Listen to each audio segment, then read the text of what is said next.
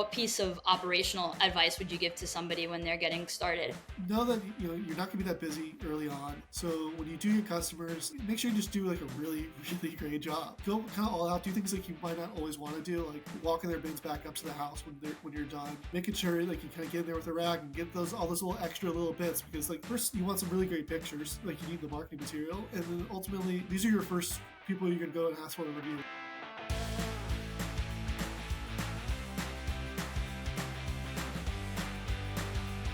Hi, everybody. Welcome back to Trash Chatter. As always, I'm your host, Victoria Conway. And today I am excited to bring our guest on who has quite the origin story, Carter King out of California. Carter, how are you?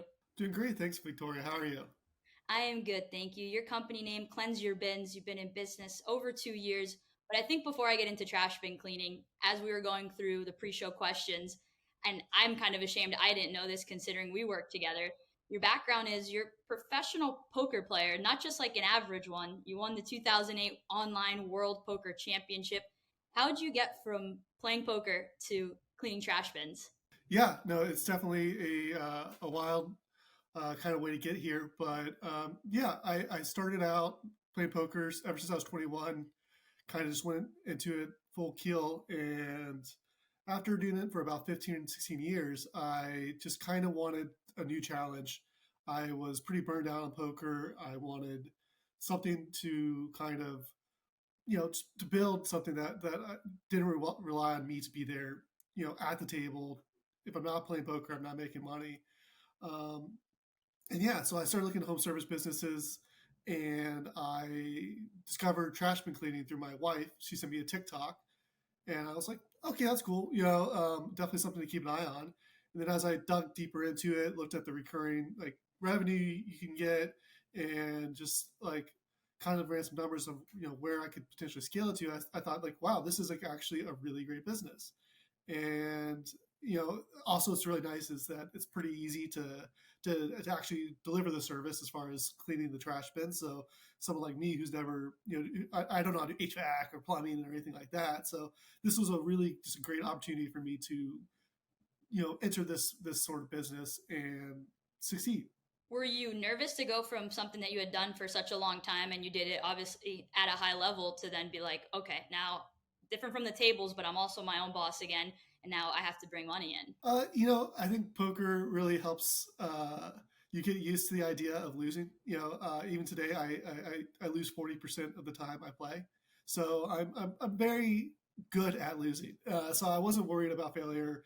And ultimately, with how Trash Bin Clean works with that recurring revenue model, I was able to kind of dig into like, okay, well, if I can get my customer acquisition cost to here, and I can get this many customers, I can at least not fail.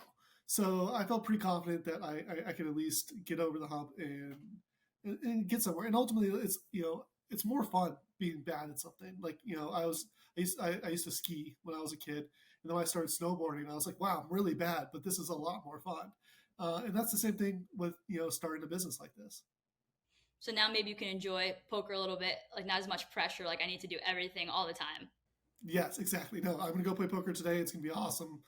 Where in the past it was like, I gotta go play poker today. I want to know, since your last name is King, like were you just destined to be a poker player? Was that just a happy coincidence? Because once I read these answers or these questions, I should say, I was like, this the guy's got a name for poker.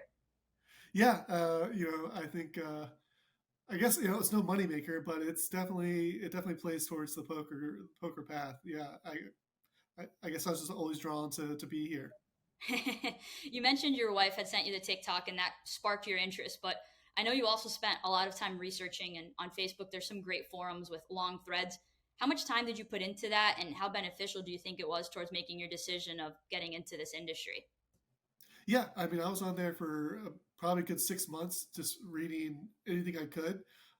For me, it was just really kind of understanding where the people who are already in the business, what were they struggling with, what were some of the pitfalls that people kind of ran into, and it just gave me like a good sense of like, okay, what to expect going forward because I've never done anything like this, and I knew you know it's a bit of a niche service, so I really want to make sure like if I got into it, it's something I could succeed at. So I really dug in there, and you see some people who struggle and things like that. So it's good. It's good to know like it's not all sunshine and rainbows, because you have expectations, you have hopes and dreams of what this first year or two could look like, and it's nice to know that like even if you don't get 500 customers a year, like you can still be really successful in this business. Absolutely. And I think it's good to know what you're getting into, obviously, before making this type of investment. Was there anything that stuck out to you, or maybe like a reoccurring theme you read on the forums of like, okay, this might be a stuck point for me when I get started? Yeah, I definitely those first few customers was something I was really concerned about because you know, I read I read a book on marketing. I read some stuff about digital marketing and flyering and stuff like that. But ultimately, like, yeah, the first flyer, I made my first flyer. It was awful. It was way too many words. It was too small. It was too confusing. Um, but you just get out there and you do it and you learn. And so, yeah, I mean, there's a getting started is definitely a bit daunting, but now looking back, I can't believe anyone ever signed up, but here we are, Definitely. 2 years later, what would you say from a high level view, the first 3 months of launching? You get the trailer, you're ready to go. What did that experience look like? Because I know for a lot of people getting started, it can be a slow start and obviously can be a little daunting at times. Yeah, especially if you're not experienced in starting a business. Like now, I feel like I could come in and get to where I'm at much quicker. Uh, but those first 3 months, and also for me, I had signed up, put the deposit down on the trailer, and I was expecting to be 6 months before I got one. And then you called me like 2 weeks later and say, "Hey, someone backed out. Do you want this trailer now?" And I was like, "Yeah, sure. Like, let's go. Like, it'd be awesome to get started before summer." But I didn't have a website yet. I wasn't doing any sort of pre-sign up, which all things I really recommend. Now, making sure you've got campaigns, saying, "Hey, sign up, 10% lifetime discount if you just give us your information." Those sorts of things would have really helped. But ultimately, I just at the end of the day, you put a little sweat equity in. You go out, you put some flyers out, you talk to some people. It's nice you have this nice looking truck. People say, "Okay, yeah, like I'll give it a try." And so yeah, those first 3 months, the first month, no one signed up. But by the end of the summer, I had 50 or 60 customers, and I felt like okay, like we're moving in the right direction. And from there, things definitely got easier. What would you say surprised you the most about obviously getting people to sign up is the biggest hurdle, but just getting the awareness out there of what trash bin cleaning is? California is one of our more popular states, but there's still so many areas that just don't know what this is. Yeah, no, that was a really funny thing too because I have three competitors already in my area when I started. But when I play poker, I would constantly ask people, "Hey, have you ever heard of trash bin cleaning services?" And I probably asked 300 people. I had two people who had seen the trucks before, and one not even in California. So I knew there was still a lot of people to educate on the service. And ultimately, like, while that's a hurdle, it also meant that there's still lots of room and opportunity to succeed. Definitely. And I think you already, it seems like you have the right mindset going into this of like, okay, at the beginning it might be slow. We'll have to figure it out. But I know when you were talking offline, you mentioned or alluded to that this year your digital plan started to come to fruition. You saw some traction. Maybe walk us through that a bit as to what started to click this year, where that those early days of just trying to get the concept out there, it's like, okay, now maybe things are coming to fruition and paying off. Yeah, I guess from the very beginning, I was always told like, hey, you need like seven touch points to kind of get sales, like the average for marketing.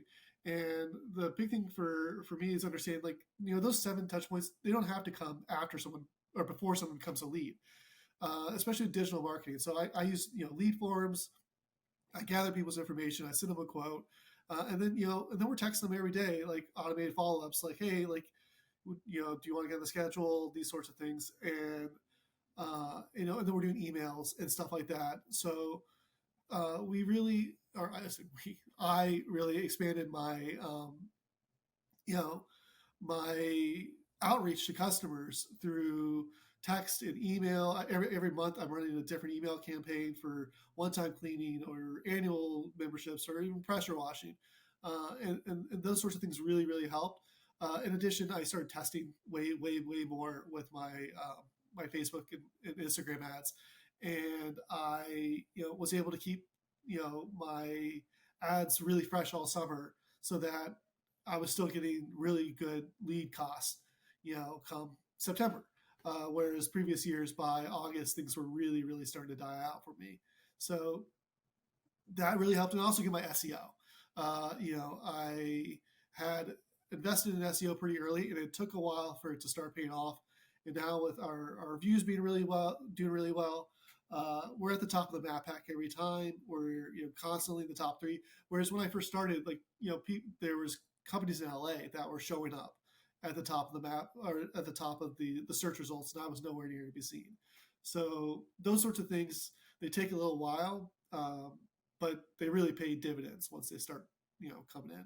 That's awesome to hear. As we're inside of Trash Chatter, Victoria Conway, alongside Carter King, his company Cleanse Your Bins, been around for over 2 years, talking about some of his success on the digital marketing side. And something I'm realizing, as you said earlier in the episode, Carter, you were like meaning you're doing most of this. Has there been anything you can delegate, or is there things you'd like to in the future to allow you to focus on different aspects of the business?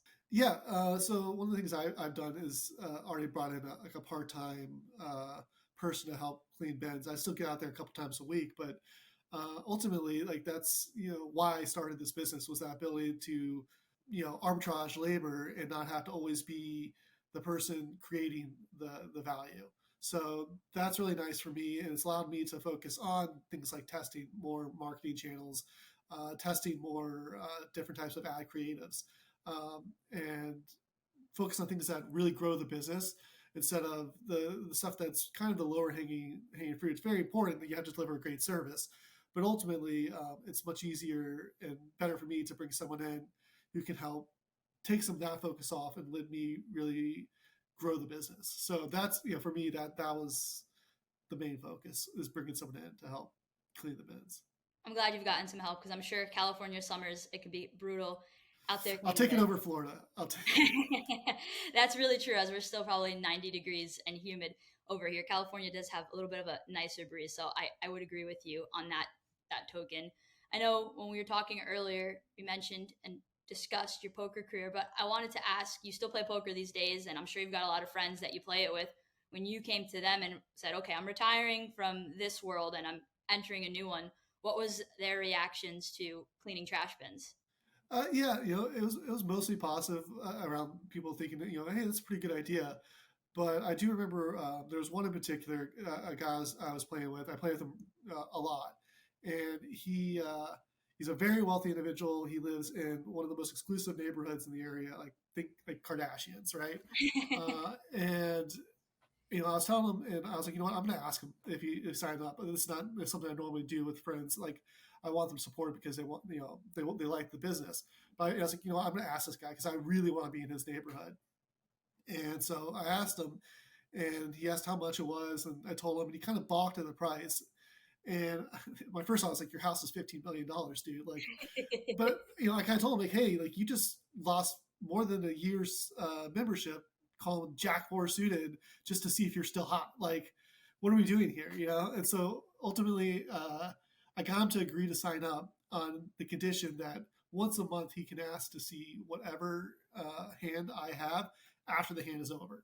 So after it's over, if he's curious, he wants to know what I had, he gets one a month. So we get signups wherever we can, and now I'm in this really great neighborhood every month, so it's awesome. I'm glad you mentioned that story, Carter, because when we first started 15 years ago, my dad would advertise in the neighborhoods that like LeBron lived in. And we had so many Hmm. people with those types of homes, and they're like, my housekeeper does it. So it's so interesting what people choose to spend their money on. But I think that was really strategic of you to have a fair deal, it sounds like. Yeah, yeah, exactly. Like, yeah, they don't touch the trash bins, but if you make them aware of like, hey, like, do you really want all these germs and bad smells like on your house? You're super rich. Like, you don't have to have this. Like, it's fine. And yeah, Yeah, and it's not astronomical. So to your point, especially if you lost it on the poker hand, I'm glad that worked out for you. And as you've been growing the business, I know you do some pressure washing, you do some different ways to bring in revenue. How have you found that cross selling has helped the business while you were getting off to that start of trying to get awareness for trash bin cleaning, but obviously knowing, okay, I need some money to come on in? yeah. For me, like, I didn't want to like go out and necessarily advertise the pressure washing early. I really wanted to focus on the core business. But as I started picking up customers, I kind of understood like, hey, like the one major hangup with trash bin cleaning is it's not that expensive, and so you need a lot of customers to kind of make it really work. And even as you start to get a lot of customers, it's really nice to be able to increase the amount of money you can make per year or so from customers. So adding things like pressure washing or window cleaning are just great ways to take someone who might spend $250 a year with you up to $500 a year. And even if you just sell it to 20 or 30% of your customers, you already have them. They love you. They've given you 5-star reviews. They like working with you. So if you have other things that you can do for them, they want it. And so it's a great way to make sure you're maximizing your returns on your customer acquisition and just give the most out of the customer base you already have. Absolutely. And I think we have the ability to do it with these machines, so why not? So I'm glad to hear. I like that you phrase it as you can go from a certain amount to doubling that potentially. I think that simplifies it for people. Yeah, exactly. Like at the end of the day, even if only 20% of them take it on, but you're adding, you're doubling the value of those customers, you just increase the size of your business by like 40%. Like that's huge. Absolutely. And obviously, you've put a lot of thought into this. You've learned throughout the last couple of years. For someone first launching their business, I wanted to ask like a three-piece of advice. The first part would be, what would be the first marketing move you would do if you were launching all over again and you could redo it? Okay, yeah. So the first thing I'd say is like really focus on learning digital marketing. Obviously, you can like pay for agencies. If you're really computer illiterate, that just might be the play. But ultimately, like it's not that hard to get. I'm not as good as like those guys who do it full time, but I can get 80-90% of the results that they get relatively easily. So I'd say focus on that first because it also, you can automate a lot of that stuff, and it's once it's set, like it's out there making you money. Whereas, you know, the putting out the flyers and stuff like that, which is really important still early, is ultimately you have to be out there working. So like definitely focus on learning digital marketing. I think it's super super important if you want to succeed in this business. Absolutely. And as far as the operational standpoint, I know you were running the routes when you first started. What piece of operational advice would you give to somebody when they're getting started? Yeah, just know that you're not going to be that busy early on. So when you do your customers, make sure you just do like a really really great job. To go kind of all out, do things like you might not always want to do, like walking their bins back up to the house when you're done. Making sure like you kind of get in there with a rag and get those all those little extra little bits because like first you want some really great pictures, like you need the marketing material, and then ultimately these are your first people you're going to go and ask for a review, and there's no need, there's no reason to be like I need to be in and out of the stop in 8 minutes because like when I get big, I want to be able to do 30 stops a day or whatever. Um, you have 6 stops, so like make them count. Like do the best you can do, and that will help you kind of figure out the workflow later. And by the time you're busier, you'll be super efficient. But just at the beginning, just you know be really, really, really, really good. Absolutely. And what would be the first price check you would do if you did it all over again? If I did all over again, I think I would. I came in looking at what my competitors were charging, and kind of at the start, I just wanted to set myself somewhere around there to like almost just kind of establish that like I don't want to compete on price necessarily, but ultimately when you have a truck that can do between 600 to 800 customers, and you have five, like you want to fill up that capacity as quickly as possible. So kind of coming in there and especially with those like second and third bins, really competing on making it affordable early on because you can always raise your prices.